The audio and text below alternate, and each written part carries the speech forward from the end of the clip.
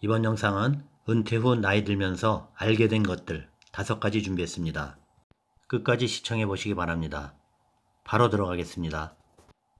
첫째, 포기하면 편하다. TV 프로그램 무한도전에서 이런 말 하는 것을 들었습니다.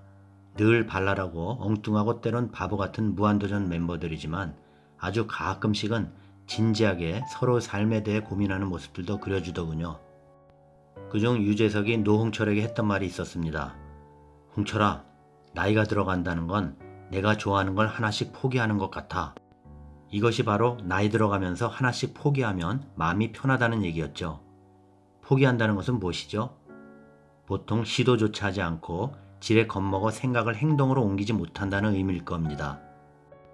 하고 싶은 일, 될 것 같은 일을 머릿속으로 생각하고 실제 실행하는 과정에서 느껴지는 설렘과 성공했다는 성취감은 살아가면서 얻을 수 있는 가장 큰 기쁨이죠. 그런데도 불구하고 나이가 들어감에 따라 하고 싶다는 생각은 머릿속에 고이 간직한 채 포기해야 하는 경우가 자주 생기게 되죠. 중요한 것은 나이가 들어가면서 포기하는 일이 과거보다 조금씩 많아진다고 느껴질 겁니다. 실제 많은 것인지 많아진다고 느껴지는 것뿐인지 자신 있게 얘기하긴 어렵지만 말입니다. 실제 때로는 포기하는 일이 편하게 느껴질 때도 있는 것은 사실입니다. 포기하면 신경 안 쓰고 마음이 편하기 때문이겠죠. 이 모든 것이 그동안 살아오면서 선택할 것도 많았고 욕심도 많았고 이로 인해 너무 정신적으로 피곤해왔기 때문일 것입니다. 나이 들면 내가 원래 하기 싫어하던 일, 하지 않던 일에 대해 자연스럽고 당연하게 포기하는 일이 오히려 위로가 될 수 있습니다. 포기하면 편하다. 둘째, 다 챙기려면 아무것도 못 챙긴다. 사람은 아무것도 하지 않을 때에도 지치게 된다고 하죠.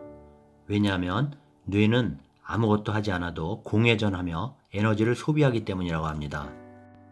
뇌를 쉬게 하는 것도 일상의 피로를 덜어버릴 수 있는 방법이라고 하는데 나이 들면서 알게 된 것은 사람의 마음도 쉴 틈 없이 무엇이든 챙기려 한다는 것. 이렇게 하다가는 결국 아무것도 못 챙기게 되는 것입니다. 오히려 물질을 채우려는 욕심보다는 마음을 챙기는 편이 나을 수도 있습니다. 우리의 마음도 마찬가지. 우리는 흔히 마음먹은 대로 안 된다는 말들 하죠. 통제할 수 없는 마음이 제 멋대로 날뛰게 내버려둔 사람에게 흔히 일어나는 일을 우리는 보고 있습니다.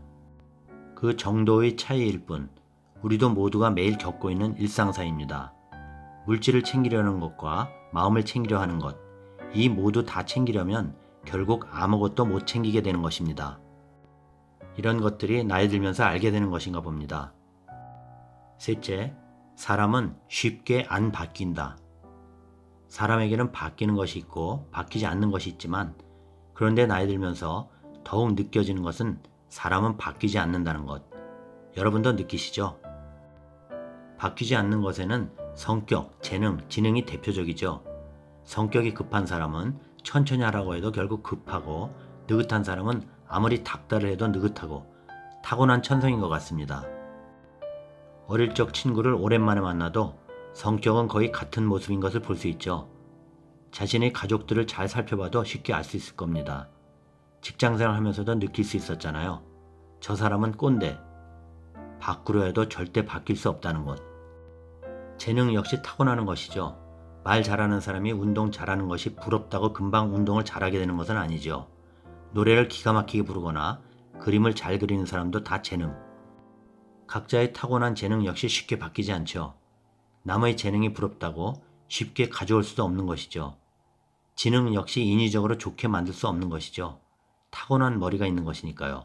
물론 노력에 의해 극복할 수는 있겠지만요. 자, 여기서 말하는 사람은 쉽게 안 바뀐다는 것은 이 가운데 성격의 의미로 보면 되겠죠. 넷째, 아니다 싶으면 아닌 거다. 주로 사람과의 관계 속에서 많이 나타나죠. 상대방이 아닌 것 같으면 가차없이 끊으라고. 자신을 의심하지 말고 자신을 믿으라는 것이죠. 자신의 촉을 오랜 세월을 살아오면서 느낀 것이죠. 이 촉. 아니다 싶으면 진짜 아니더라는 것. 살아오면서 경험상 많이 하셨잖아요. 이 촉은 무시 못합니다. 나중에 더한 상처받는 것보다 훨씬 낫다는 것을 결국 알게 되는 때가 많았으니까요. 다섯째, 맞춰가는 것도 맞는 부분이 어느 정도 있어야 하는 것. 아이고, 저것들은 안 맞다 하는 부모들 말씀하는 거 많이 들으셨죠? 결혼시키려 하는데 상대방과 관련해 말할 때 많이 들을 수 있는 말이죠. 두 사람이 서로 간에 어느 정도 맞는 부분이 있어야지 맞춰가며 살지 하는 얘기요. 대개 상대가 마음에 안 들어 할 때 많이 하는 말이죠. 바로 이런 것들을 부모님은 살아오면서 많이 겪었기에 반대하는 것이었겠죠.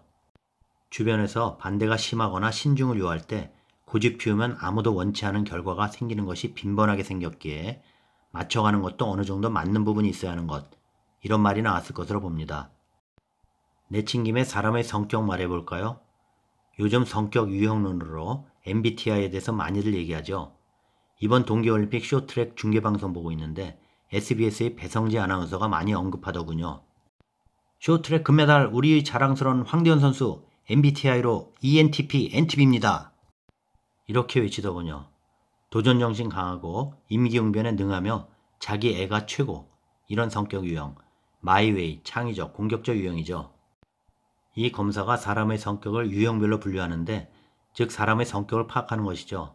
이 검사로 자신의 성격을 확인하고 사람들과의 관계에서 갈등이 생겼을 때 상대방의 성격과는 이런저런 면이 다르니 그것을 이해하고 자신이 긍정적인 면을 내세워서 현명하게 해결할 수 있는 방법을 찾는다는 것이죠. 그런데 이 성격 분류를 떠나서 맞춰가는 것도 맞는 부분이 어느 정도 있어야 하는 것 아닐까요? 나이 들어 사람과의 관계에서도 이젠 만나면 스트레스 받는 사람과 만나서 굳이 그 사람의 성격을 맞춰주는 것도 그렇게 할 필요가 없다는 뜻일 수도 있다는 것입니다. 자, 여기까지입니다. 나이 들면서 알게 된 것 5가지. 잘 보셨나요? 구독, 좋아요 부탁드립니다. 다음 영상까지 안녕히 계십시오.